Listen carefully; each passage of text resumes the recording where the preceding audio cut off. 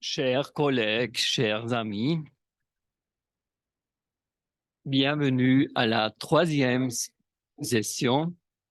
La francophonie est assez mal représentée dans notre programme de ce congrès, mais pour compenser un peu, David Capitan et Jacques Siller ont utilisé la langue française dans leur introduction et je veux suivre leur exemple. Nous avons eu un débat controversé au sein du comité exécutif de la SIPE, un débat sur l'opportunité de traiter du changement climatique ici à Lisbonne. Une partie du comité exécutif croyait que ce sujet était si important et si complexe qu'il méritait une réunion à part entière. La majorité, en revanche, était d'avis qu'il était impensable d'organiser un congrès sur les nouvelles missions publiques sans discuter également de la problématique du climat. Et c'est précisément ce que nous avons fait et voulons faire maintenant. The first lecture will be given by Ekaterina Iliadous, who is not here, who is in Athens, but whom I would like to introduce briefly. Ms. Iliadou received her doctorate in 1998 from the University of Regensburg with a thesis on Forschungsfreiheit und Embryonenschutz. Today, she is a professor at the National and Kapodistrian University of Athens, and she published a lot of books since her thesis, the last two on regulation of network industries and on energy law. Ms. Iliadou, thank you for coming. Welcome to the SIPE. The next 30 minutes are yours. Well, thank you very much.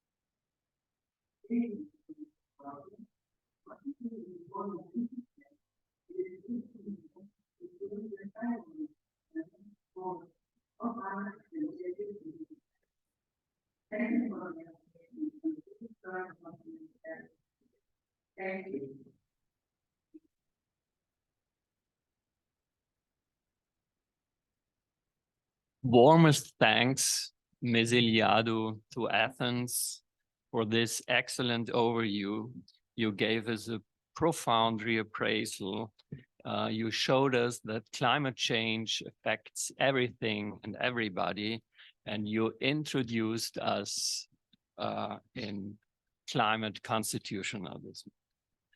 The next speaker is Rui Guerra da Fonseca, and it is my pleasure to introduce him briefly. Mr. Guerra da Fonseca obtained his doctorate from the University of Lisbon in 2011 with a thesis in administrative law on autotutela executiva. And since then, he has worked as a professor, not only in administrative law, but also in constitutional law, especially on fundamental rights. And he's very interested also in comparative law. And 2 months ago, he was appointed a judge at the Constitutional Court of the Republic of Lisbon. And that is why, all taken together, he is exactly the right person to discuss the German Federal Constitutional Court's famous climate decision from March 2021.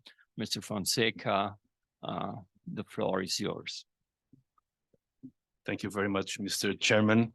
It's a pleasure to be here in this panel with you.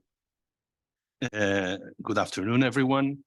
I wish to, first of all, thank the Executive Committee and especially Professor Vasco Pereira da Silva and Professor Axel Kemmer. Could you please speak right into the microphone? Yes. Is it better like this? Yes, okay. So again, thanking for the invitation to be here with you today. I was asked to make a comment on this constitutional, on this German Federal Constitutional Court's decision, but I asked to sharpen the subject a little bit to relate it with other aspects, namely the European Court of Human Rights, which has pending cases right now about this subject, which I thought was a better perspective for me to contribute to. So a few introductory words. With its unanimous decision of 24 March of 2021 on climate change, the first Senate of the German Federal Constitutional Court has once again, as on other occasions in the past, surprised the legal world, in particular the European legal world. The courts found unconstitutional paragraph 3.1 second sentence and paragraph 4.1 third sentence of the Federal Climate Change Act in conjunction with Annex 2. And now I'm quoting, insofar as they lack provisions that satisfy the requirements of fundamental rights on the updating of reduction targets from 2031 until the point when climate neutrality is reached, as required by Article 20A of the Grundgesetz. This decision is noteworthy in several respects and raises issues of the utmost interest from the point of view of constitutional law, environmental law, international law, and within the latter, international and European human rights law, in particular regarding the dialogue with the European Convention on Human Rights and the case law of the European Court of Human Rights. Now, for this introduction, I had highlighted several points which are important from my view regarding this decision.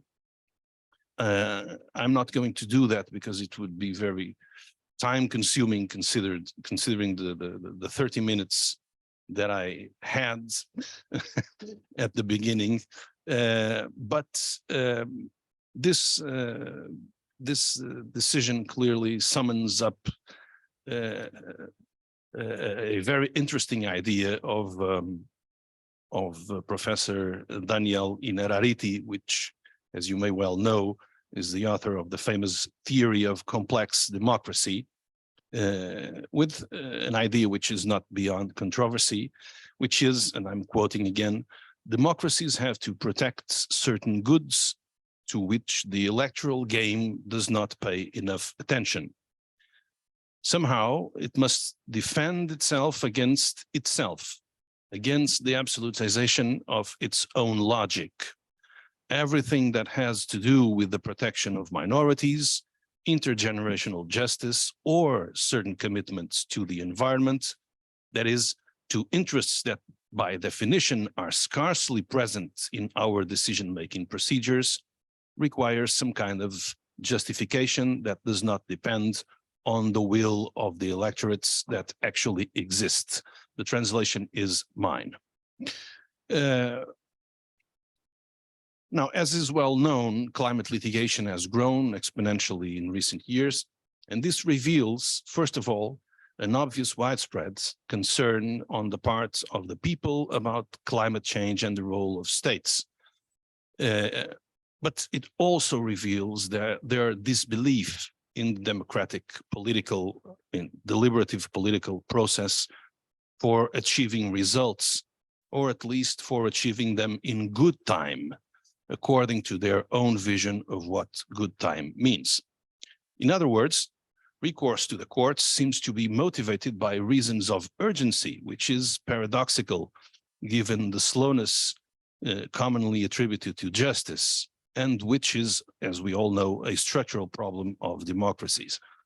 So by preferring to take their fight on climate change to the courts, which are slow, people are telling that political deliberative processes are blocked or flawed, which raises concerns that go beyond, of course, the issue of climate change. This issue of climate change litigation is a major challenge for domestic courts, as is well demonstrated in several decisions, namely the case Friends of the Irish Environment versus Ireland, which was decided by the Supreme Court in 2020 and is referred in the German Constitutional Court's decision. Within domestic courts, it is a great challenge for constitutional courts in particular, because they lead to questioning the material scope of constitutions. Is climate change a problem likely to find regulation in constitutional rules or not? And if so, how? And they force constitutional courts to confront the scope of their own jurisdiction, functionally, but also ratione materiae, ratione temporis, and ratione loci. But this is also a big challenge for supra or extranational courts, such as the Court of Justice of the European Union, the European Court of Human Rights, and others. Today, there is even discussion about the possibility of using the United Nations Convention on the Law of the Sea dispute settlement system for between states regarding breaches of this convention related to climate change. So for these supra or extranational courts, the challenges are not all identical, since the organizations to which they belong are different. The parameter rules they are called upon to implement are different. The legal consequences of their decisions, especially for states, are different. and the procedural rules that govern them are different. I will focus on what, in my view, the decision of the German Constitutional Court of 2021 may be relevant for the challenges facing the European Court of Human Rights. As is well known, the European Convention on Human Rights does not specifically protect a right to the environment. This has not prevented that over the years, a relevant jurisprudence in relation to environmental aspects of this European Court has been formed around the protection of several rights, such as the right to life and the right to respect for private life, these being rights specifically and expressly protected by the Convention, Articles 2 and 8, as we all know. Now, in recent years, however, several complaints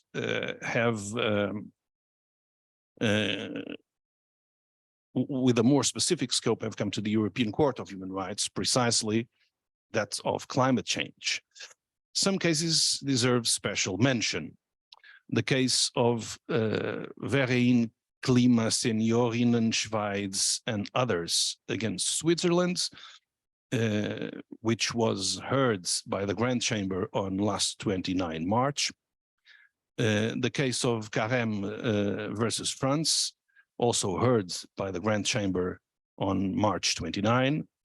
And of course, the case of Duarte Agostinho and others against Portugal and no less than 32 other states, which is still waiting further proceedings.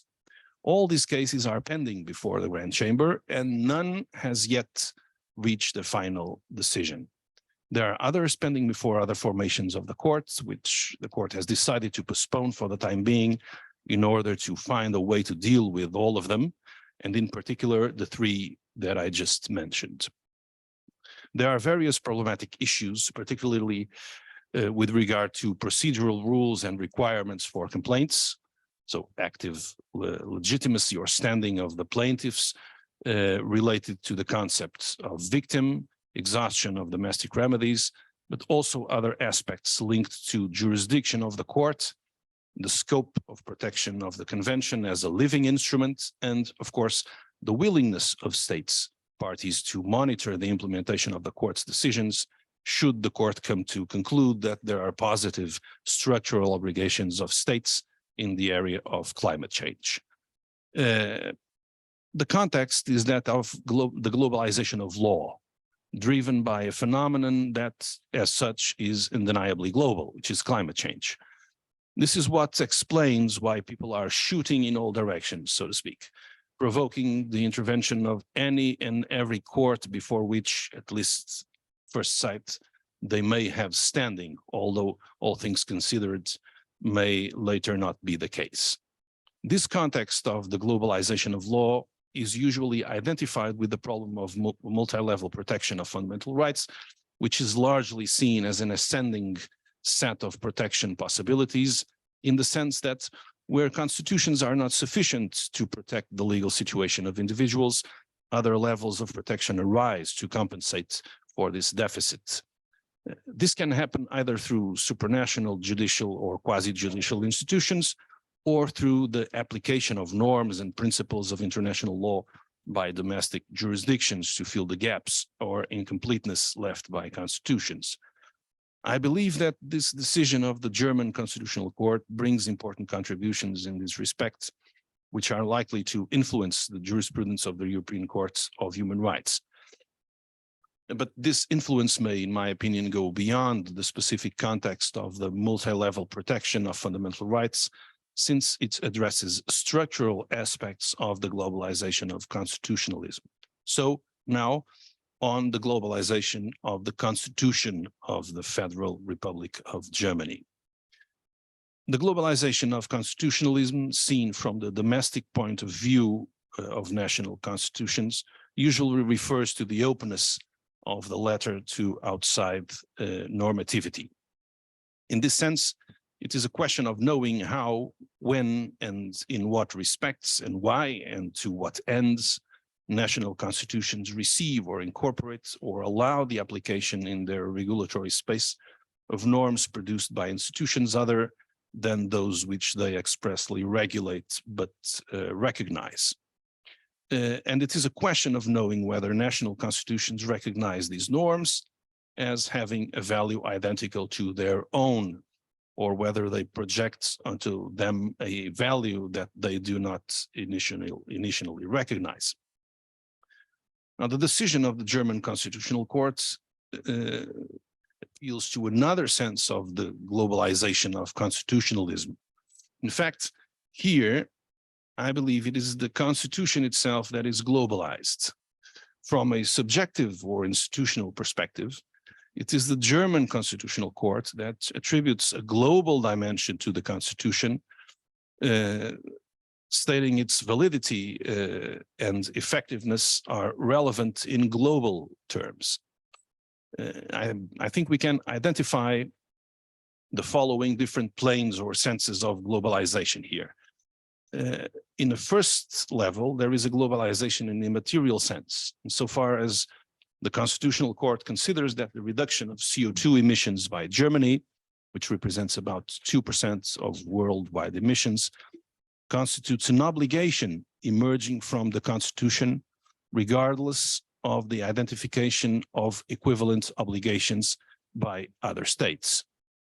It should be stressed, moreover, that more than the reduction of emissions, it is climate neutrality that constitutes a constitutional objective. And this is relevant because it is an obligation of result. This obligation and constitutional goal emerging from the Constitution does not only benefit Germany, because the effects of the reduction of emissions are global. And in fact, it is in this global impact that to a large extent, it is based its imperative. According to the constitutional courts, it is because the obligation to reduce emissions results from Article 20A of the Constitution that the state must work at the international level to achieve the climate neutrality objectives with reference to the Paris Agreement, and not the other way around, although there is also an influx in the opposite direction, so downwards, if you will, which is relevant for quantification purposes. Secondly, one can speak of globalization in a subjective sense, stemming from the perspective on the potential beneficiaries of this constitutional regulation. This is because the decision of 24 March 2021 concerns several constitutional complaints filed by German individuals or individuals residing in Germany, but also by individuals resident in Bangladesh and Nepal. Regarding the latter, the court found that there was a breach of protective duties, even if not so extended as the ones German residents benefit of, since Germany could not be obliged to take adaptation measures that specifically protected them in their own countries. But the unconstitutionality resulting from the lack of legislative specification of the emission reductions from 2031 on also covers their situation. So they cannot demand mitigation measures in the dimension of positive material adaptation measures to compensate damages already arising from climate change, but they can claim specification of the reductions suitable for the fulfillment of the constitutional objectives, like German citizens, precisely because this is a globalized objective. Thirdly, one can speak of globalization in a formal sense. I recall that the Constitutional Court considers that the rules I mentioned previously are not sufficiently detailed to ensure the scope of protection of Article 20A of the Federal Constitution from 2031 onwards, since they enshrine levels or amounts of emissions until 2030, but refer to governmental decree to quantify them thereafter.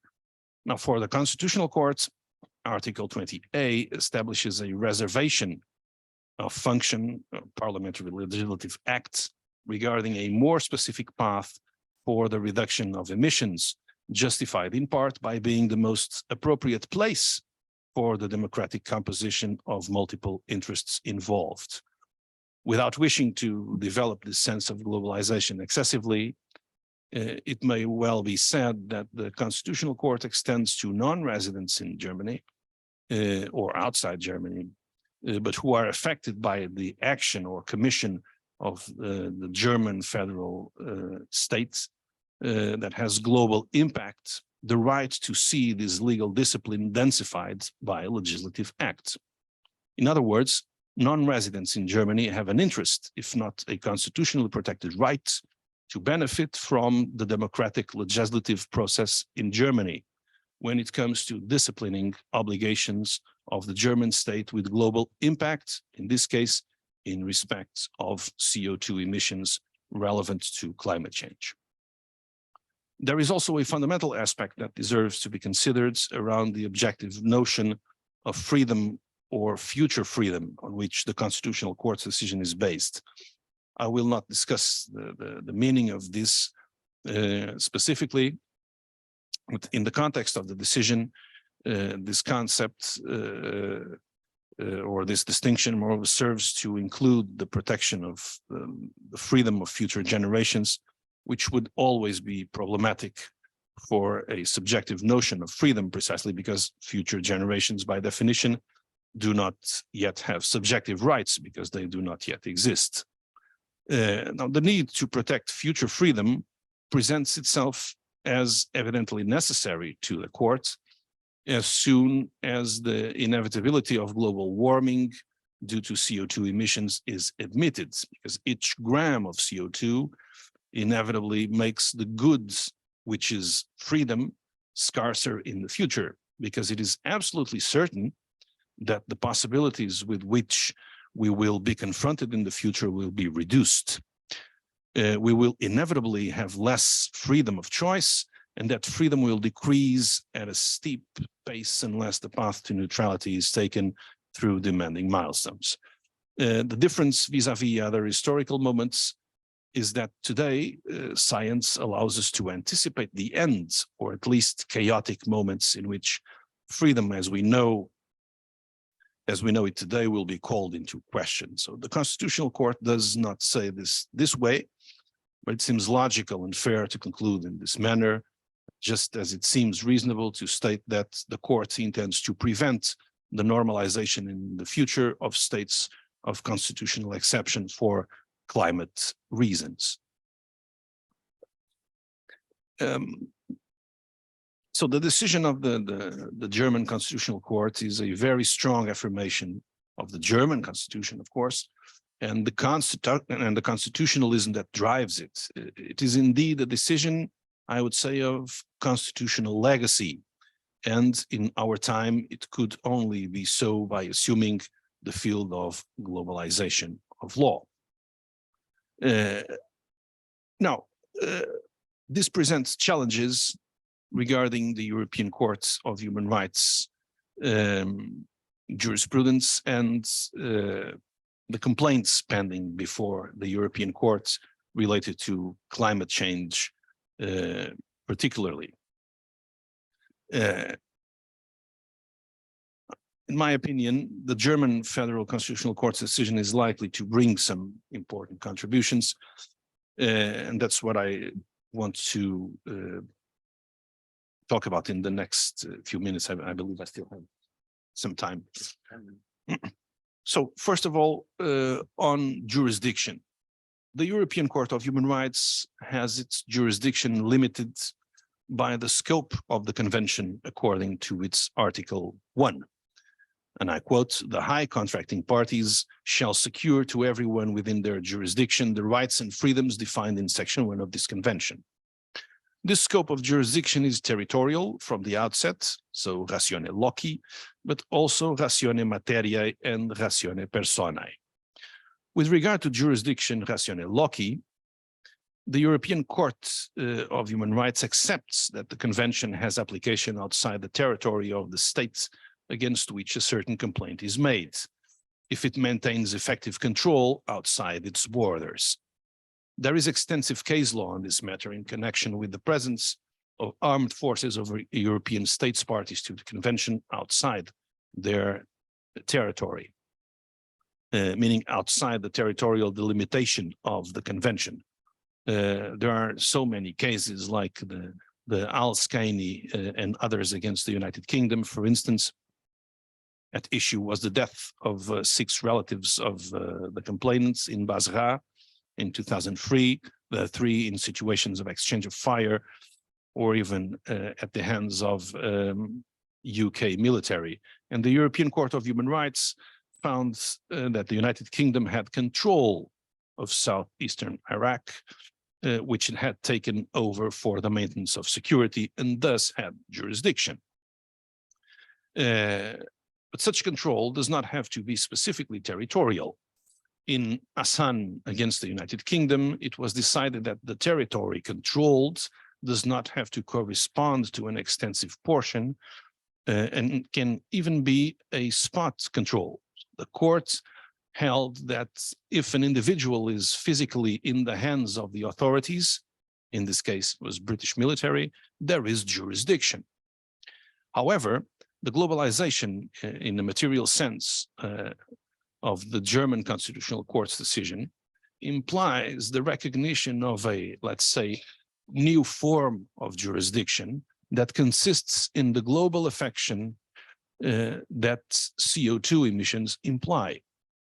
So the court recognizes that there is a remote affection, the German federal court recognizes that there is a remote affection of the fundamental rights of non-residents in Germany, which constitutes a manifestation of effective control in this sense, with similarities to the firing of firearms, heavy or light, from the territory of a state party or a portion controlled by it towards another, to a portion of territory in which there is no physical presence of armed forces. So this is a parallel situation. This extension is relevant as we have a state party to the convention, recognizing the extension of its jurisdiction with regard to CO2 emissions and consequences relevant to climate change, using a rationale that is transposable to the other states parties to the convention. Although there are aspects that depend on the constitutions of each of them, the potential for extension of the effective control criterion is not dependent on this, because being based on potentially identical factual situations, it constitutes a normative judgment that goes beyond the constitutional scope. It would be difficult for the European Court to oppose the fact that this extension has repercussions on the scope of its own jurisdiction, even without considering aspects ratione materiae. Because if it did so, it would be saying that it does not have jurisdiction over the entire territorial scope that the state itself recognizes as relevant. So in other words, the convention would not, after all, apply to the entire scope of the state's action. This enlargement also has repercussions with regard to jurisdiction ratione personae. This scope usually poses problems related to standing on the passive side, so namely by excluding the standing of international organizations and of states when they place, for instance, armed forces at the service of the former, when they do not have effective control of these armed forces. But on the active side, there is a consequent widening of the spaces where it is possible to find victims. The fulfillment of the concept of victim is already a requirement for complaints in accordance with Article 34 of the Convention, and it is known that the principle of irrelevance of nationality does not make the existence of standing dependent on the latter. The two concepts should not be confused, but it is a fact that the extension of jurisdiction ratione loci implies to the whole world, in fact, also extends to the whole world the scope in which victims may be found. Now, on freedom, right to life, and possible relationship with other rights. The decision of the German Constitutional Court takes Article 20A of the Constitution as its normative parameter, in particular, the resulting obligation of the state to protect the natural foundations of life. The European Court of Human Rights has been very creative over the years with respect to the scope of protection of the right to life emerging from Article 2 of the Convention. Let's bear in mind, for example, the distinction between substantive limb and procedural limb, which the court considers to conform to the scope of protection of the right to life. It will not be easy for the European Court to rule out the natural foundations of life, to rule out that it cannot be another limb of the scope of protection of the right to life. It is true that the German Constitutional Court introduces two relevant aspects: concern for future generations, to which Article 20A expressly refers, as well as a notion of objective freedom, as I already said. As to the first, the European Court has room to affirm that the notion of victim does not allow framing the protection of future generations for reasons that, of course, we can discuss. As to the second, it seems to be more problematic. It is not evident that the protection of an objective freedom can be taken from the European Convention in terms identical to what the German Constitutional Court does. In the European Convention, freedom is broken down into freedoms. For example, through the prohibition of slavery and forced labor, the right to liberty and security, freedoms of thought, conscience, religion, etc. So the Convention's protection of a general freedom is dubious, to say the least, not unconnected to the Convention's characterization as conservative in protecting fundamental rights. So in other words, while it cannot be ruled out that the European Court will retain the need to refer environmental issues to rights expressly provided for in the Convention, it will be more difficult in the future to refuse, or at least refuse to consider, a new limb within the scope of protection of the right to life, which is the natural foundations of life. Such a limb finds no less expression or justification in a democratic society than the substantive and procedural limbs. Moreover, the conception of the Convention as a living instrument will point more towards the acceptance of new limbs than the opposite. So although the European Court can always invoke Article 53 of the Convention in the sense that a conservative interpretation of the Convention does not harm the recognition of other or broader rights by the states parties, it will always face, from now on, the difficulty of explaining, due to the global character of the climate change issue, that this more conservative interpretation does not have, after all, a harmful effect for the interpretation of the human rights and fundamental freedoms that the states parties should recognize in the face of the argumentation of the German Constitutional Court. Do I still have a couple of minutes? Yeah. Yes, okay. So just to finish, the decision of the German Constitutional Court provides, in any event, a useful, this regarding positive obligations, a useful instrument to be considered by the European courts with regards to positive obligations in the sense of adaptation measures. It should be recalled that the decision of the German Constitutional Court, despite affirming the unconstitutionality of the rules that are subject of the decision and considering that this protects the legal situation of individuals residing in Nepal and Bangladesh, refuses to protect their situation to the point where they can demand corrective measures. In other words, the legislator is bound to create sufficiently dense rules that are of benefit to them, but is not obliged to establish corrective measures that apply to their territories. Sovereignty and the necessary relationship with other measures taken by the states in which they live prevent this. So this means that Germany finds no constitutional basis for positive extraterritorial obligations of this kind. On the contrary, there are constitutional obstacles to it.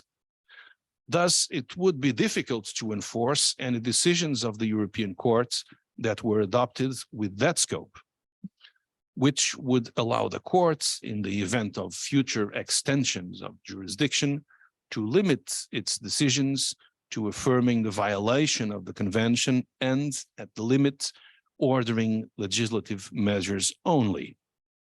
It is more difficult to transpose the same logic to the European territorial context. But here, it will certainly be necessary to take into consideration, in the context of the European Union, the distribution of competences between member states. As for the others, and as for the first ones, where this division of competences is not relevant, in this case, the possible extension of the scope of protection of the right to life may leave the European Court with no alternative but to decide in similar terms as it does for other limbs it already admits. And I will stop here. Thank you very much for your patience.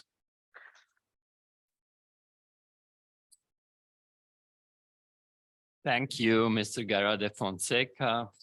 Thank you for your subtle analysis, not only of the decision itself, but of the case law of the European Court of Human Rights as well. And thank you for the balanced assessment of the globalization of the German Grundgesetz, which perhaps will put the European Court of Human Rights under pressure. We're just in time. We have plenty of material for discussion, and I propose to collect some questions. It is essential that you use the microphone, especially when addressing Ms. Iliadou, otherwise she won't be able to hear you. Mr. Cooper.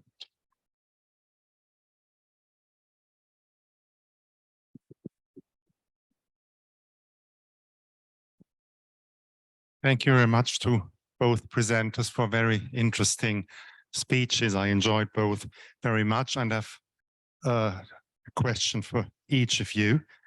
First, Mrs. Iliadou, you spoke of the difficulties of constitutionalizing climate change or the protection of climate. If you look at several constitutions in Europe, you have a rule in the traditional environment protection clauses that there is a ban on deterioration, which means a level which you once achieved must not be reduced in future. This rule can be absolute or relative. Would that perhaps be one piece of mosaic, one little stone in constitutionalizing the protection of the climate that might perhaps be an element? And Professor Guerra de Fonseca, first of all, congratulations for your judicial appointment. And my question is related to this. You spoke of how this German decision might have an effect on European courts. My question is, if you can answer it, what would the Portuguese Constitutional Court do if a similar case came before it? Thank you. Well, at the instant, I don't see hands on. Ms. Iliadou. Ah, okay.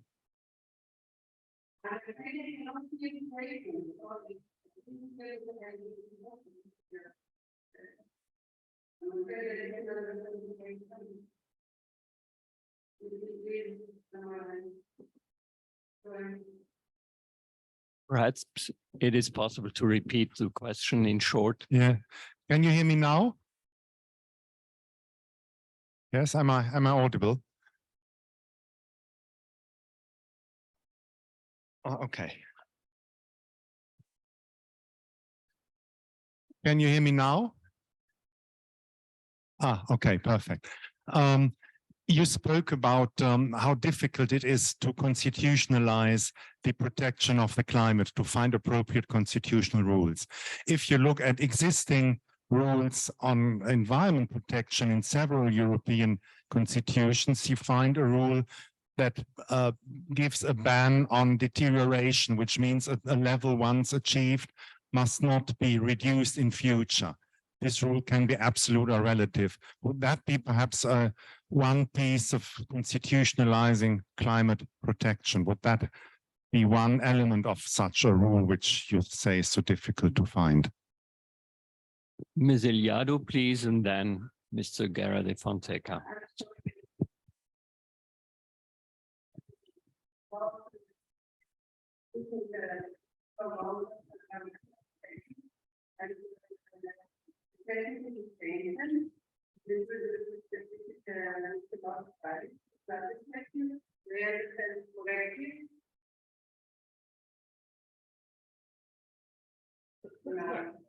No, I'm sorry, I cannot hear.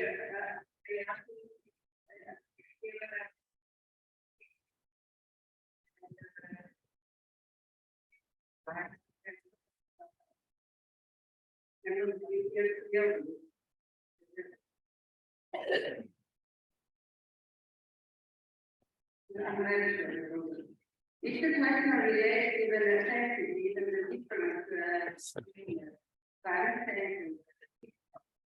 Can you hear me now? Sorry.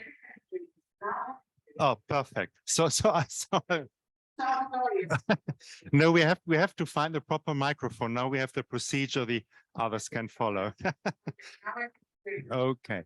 Well, my question was, you spoke about the difficulty to find a rule for constitutional protection against climate change. And if you look at existing constitutions in Europe and existing rules on environmental protection, you have in some constitution a rule that says a level which was once achieved must not be reduced in future. This rule can be absolute or relative. And would such a rule be one element of a future rule on the protection against climate change? That was all I was asking you. Thank you very much.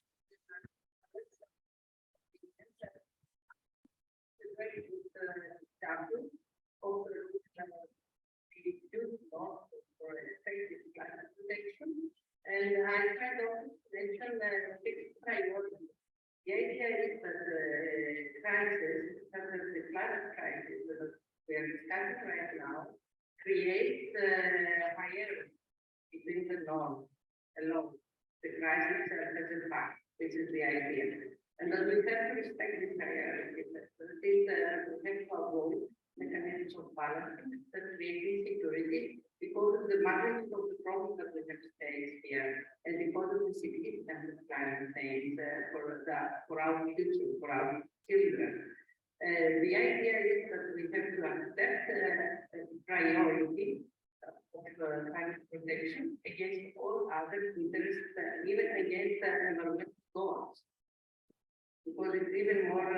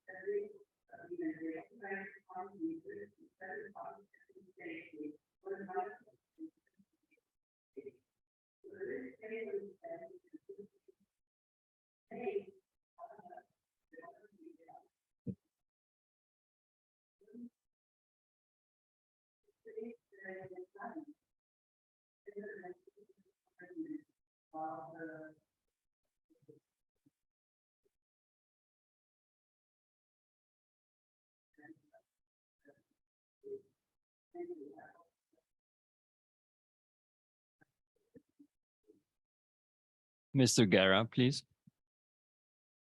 Thank you. Thank you very much for your question. Let me just say something about your previous question, because I think we can anticipate in a way that the legislative achievements in terms of CO2 emissions aimed at achieving the constitutional goal of climate neutrality.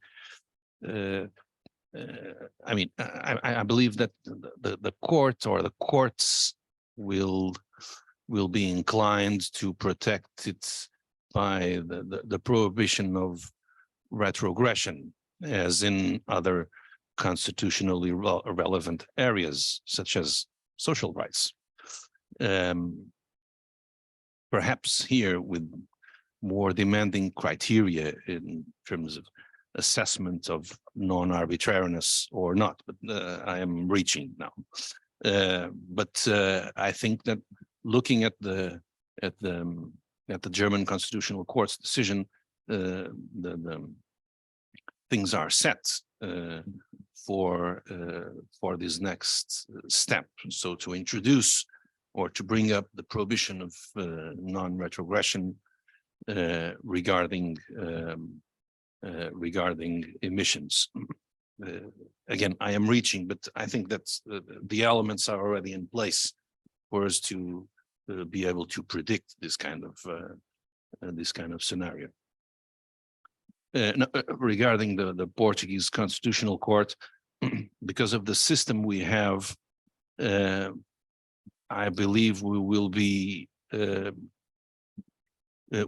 affected first by global warming than by climate change cases. Why? Because we do not have in Portugal direct constitutional complaints to the Constitutional Court. So this does not mean that this kind of question cannot be put to the court. It is possible, but the Portuguese Constitutional Court is a little bit more distant, or the possibility of being provoked with such questions in the near future, I would say is not very likely. It is possible. It is possible, but considering our system, for that to happen, it would have to be a normative question. So a court would have to decide on the unconstitutionality of a certain rule in order for us to be able to then to look at that. We in Portugal, we do not have Article 20A, but the values enshrined there are present in the Portuguese Constitution. More distantly, I would say, regarding future generations, then things are a little bit different, I believe, regarding what the Constitution says. But in any event, I think that the problem here is not for the Portuguese Constitutional Court or any other, is not the parameter, because constitutions, for what's at stake here, constitutions have very similar parameters. I think the real issue is the reasoning behind this. And that, of course, I cannot and should not anticipate. But I think that the reasoning is the theme, not exactly the parameter, because the parameters change a bit. Sometimes they are more distant, but comparatively, there is there are common European parameters in terms of environmental law in the Constitution and the connections with the right to life and so on. Very wise. So I have three more questions. The first is from the gentleman all the way back, whose name I do not remember. I'm sorry for that. Then Jene Shushai, and then Petra Škvarilov.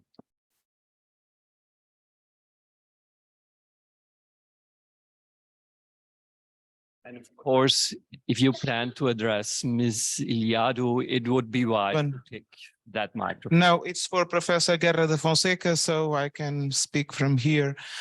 Well, I should say that I'm skeptical regarding the assumption of a goal such as this as a constitutional parameter to be opposed to the legislator.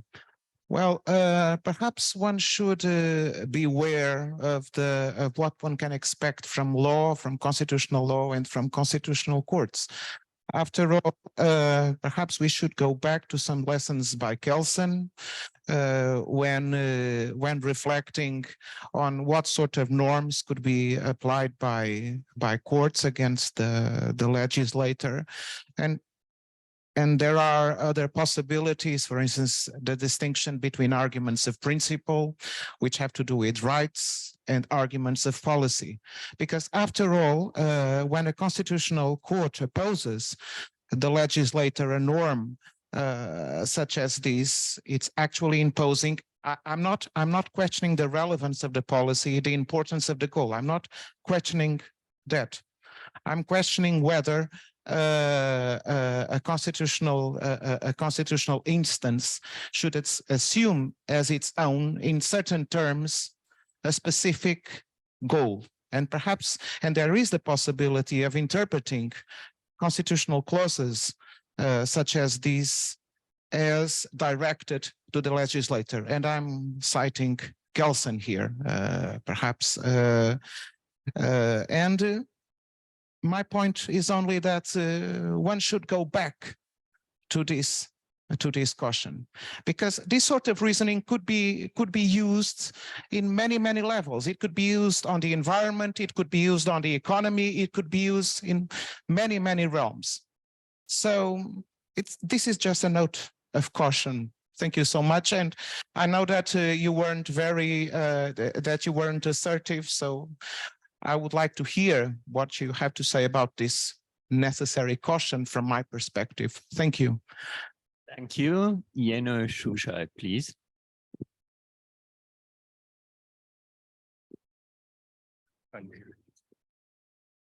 Yes.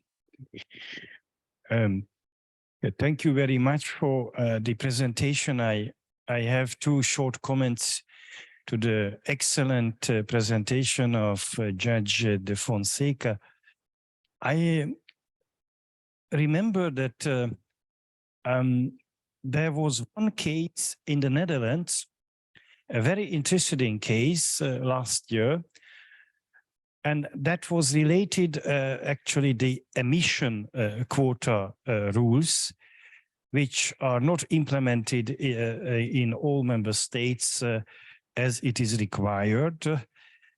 And there was a concrete action submitted to a Dutch court, the District Court of Amsterdam, by civil organizations against the pollutant company, but also they were thinking about to bring in these litigations the representative of the government. That case is still pending, but the key issue is about enforcement. Enforcement, whether the rules adopted, they are enforced by the member states. So I think that there is one aspect is the constitutional court aspect, but there is also an aspect concerning ordinary courts and concerning claims for damages. As opposed to this year in Hungary, there was a very famous case before the Constitutional Court in Budapest concerning the same subject matter as you explored. And interestingly enough, the Constitutional Court in Budapest declared the application inadmissible, which was interesting because practically The decision was a 5 members chamber, and the voting result was 3 against 2. And the 2 judges who voted against the order declaring the application inadmissible argued with the argumentation of the future generation rights.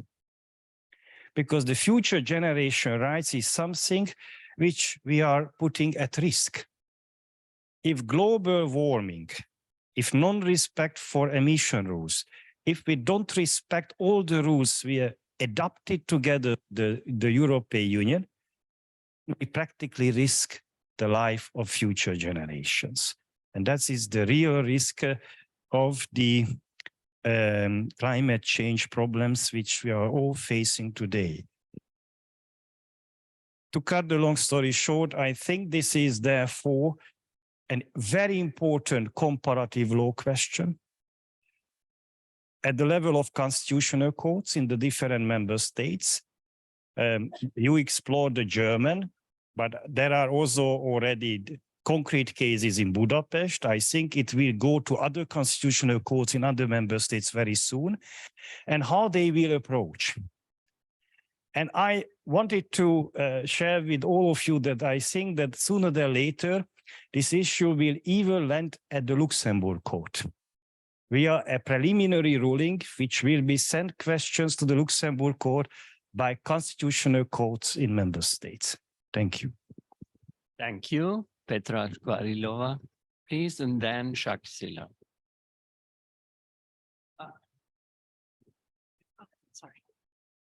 Thank you very much for your excellent contributions, and I cannot avoid now to react my colleagues' very interesting remarks. I must say we have already a lot of cases concerning environmental law, and concerning the comparative analysis, I think it's so important. I had the possibility in writing an article on due diligence to try to make a short comparative analysis. And not only Urgenda case and Hungarian cases, but I would like to mention a Czech case, which is quite similar to this case you were speaking about. We have the tension between an inactive legislator and active judge. And there is then a question, is the judge too active, and is he acting as a legislator? And the response of the Czech Supreme Administrative Court on the decision of the first instance, which was in the sense of the German Constitutional Court that the legislator was not acting enough. The response of the Czech Administrative Supreme Court was annulling this decision and saying it's not our business. It's the business of the legislator to act more. It's not us to decide. And then we have and other decisions like Urgenda and so on. So I think this comparative analysis is really very important, and also the decision of the European courts. But I would like to ask you, what do you think about the impact of the now European Parliament already voted on the proposal of the directive on due diligence, if it could be an impact on this discussion and even helpful to promote this very important question. And at the end, I would like just to say that even the General Court is dealing with questions concerning environmental law in a very practical way. I had the privilege to be a reporting judge in a case concerning Spanish biomass power generation plant. So there is a link to the next session, renewable energy.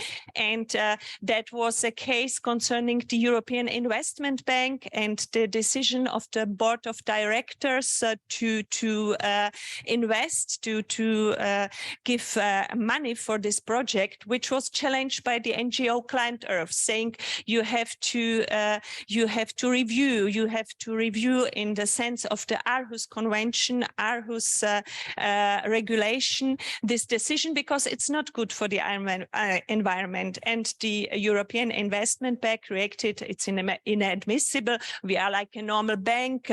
We don't want to re-examine anything. And the General Court annulled this decision, saying, on the one hand, you say you are a bank of climate, you are a kind of European institution, so you have to give this possibility to review your decisions if they are really right or not. But its decision is now under appeal at the European Court of Justice, so this decision will be soon here.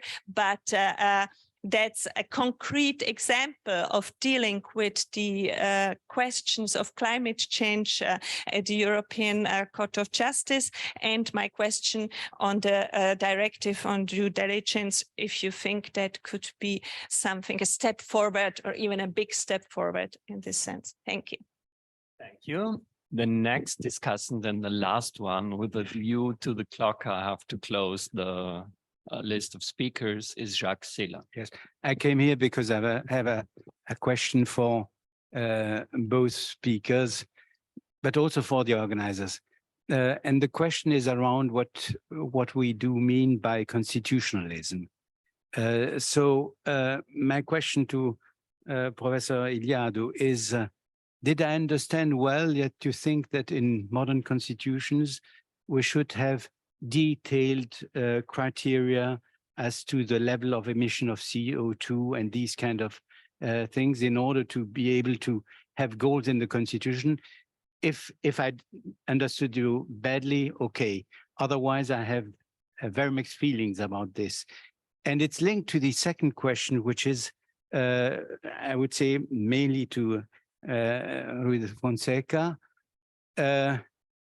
Is a constitutional court, and that's also a little bit what said, Chuchai said, is a constitutional court the right place? I mean, rather than say constitutional courts, shouldn't we look at courts which have specific powers? I take just one example. The French Conseil d'Etat has already twice condemned the government for lack of action. Why? Because the Conseil d'Etat has a power of injunction to which he can give also financial sanctions. Now, if a constitutional court has a power of injunction, okay. But if not, why the hell go to the constitutional court? Isn't it better to go to lower judges who have powers which are more effective than big principles? We now proceed with answers and final remarks. In this time, it's the other way around. Mr. Guerra de Fonseca will begin, and he was addressed many times. Okay, thank you very much. So I will try to package the answers, possibly beginning with this last question.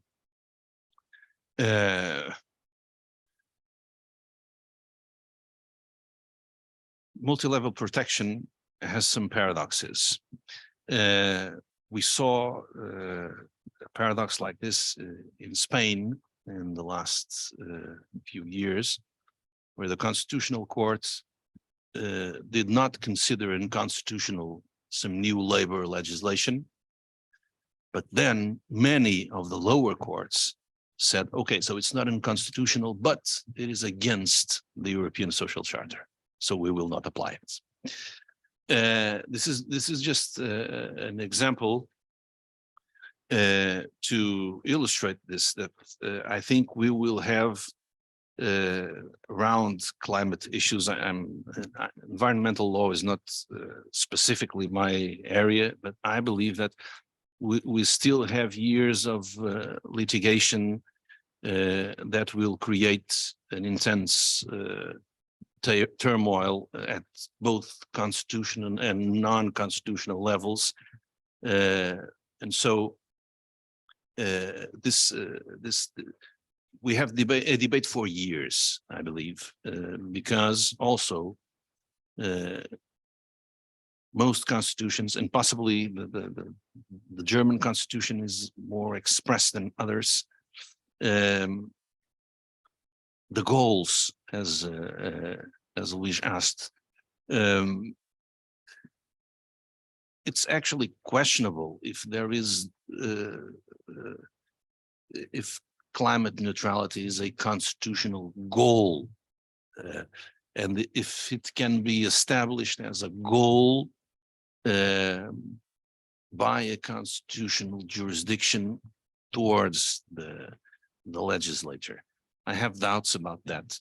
That's one of the reasons why I spoke of constitutional legacy with this decision of the German Constitutional Court, because it actually seems to me that that this decision intends to establish a legacy regarding a very important issue, but with a worry, and I briefly mentioned this. I think there is the worry of avoiding formal states of exception in the future. So this constitutional legacy, or the establishing of climate neutrality as a constitutional goal, from my perspective, has a normative intent to prevent future formal states of exception. This, of course, means, as we were talking previously, assuming a constant state of exception that we are facing. And that's what the courts are going to debate in the next few years, I think. A constant state of exception regarding climate action which is needed or not needed. And this might, of course, spill over for other areas, namely economic and financial. So the generalization of this rationale, as we were saying before, is, from my point of view, is worrying. I think we must take a step back and possibly look at this again. Just a note on due diligence. The due diligence directive is actually a kind of a novelty, but it seems to bring private companies, or at least some of them, to what was traditionally seen as public functions. So everyone contributes now for many aspects of societal life, namely this. And this links to what was said yesterday by our president, that the divide between public and private is blurring, or if not disappearing.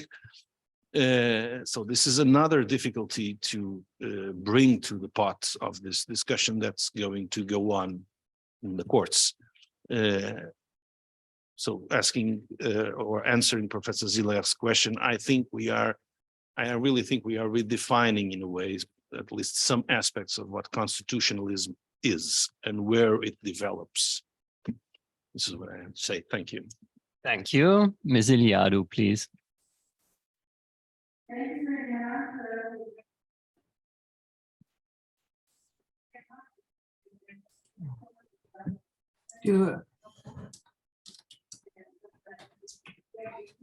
Now.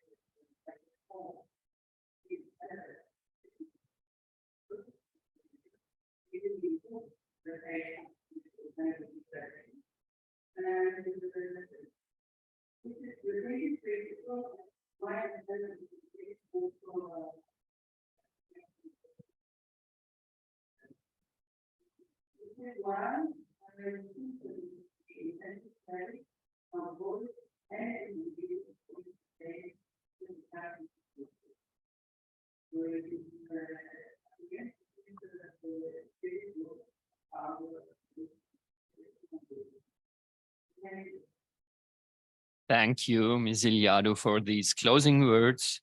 We're a little bit overdue, but we need a break of 15 minutes. The coffee served outside is climate neutral, of course, and the third session is closed. Thank